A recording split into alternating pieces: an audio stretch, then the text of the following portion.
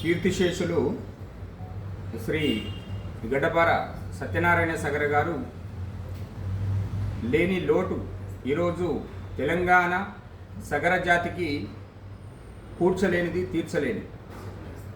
ఆయన బ్రతికున్నంత కాలం నా సగర జాతి సమాజంలో అణగారిన వర్గంగా అణకదొక్కబడింది.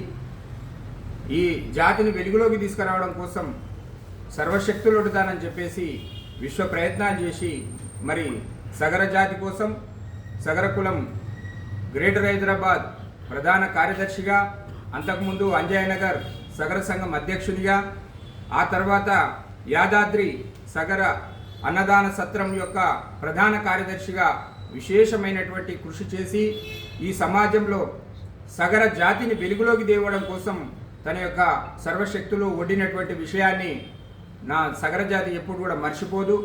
గడ్డపార సత్యనారాయణ సగర అనేక మందికి ఈరోజు ఒక ఆదర్శం, ఒక స్ఫూర్తి.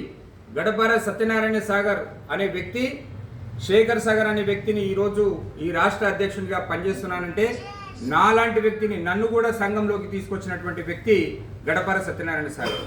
నాలాంటి అనేక మంది ఆయన స్ఫూర్తితోనే ముందుకెళ్తా ఉన్నాం. గడ్డపార సత్యనారాయణ సాగర్ లాంటి వ్యక్తులు అరుదుగా ఉంటారు ఈ సమాజంలో. తన జాతి కోసమే కాదు, ఈ దేశ భవిష్యత్తు ఎప్పుడు కూడా పరితపించేవాడు. జాతీయ భావాలు కలిగినటువంటి గొప్ప మహానుభావుడు. నిజంగా కూడా దేవుడు మా జాతికి, మా ఈ సమాజానికి దూరం చేయడం అనేది బాధాకరం.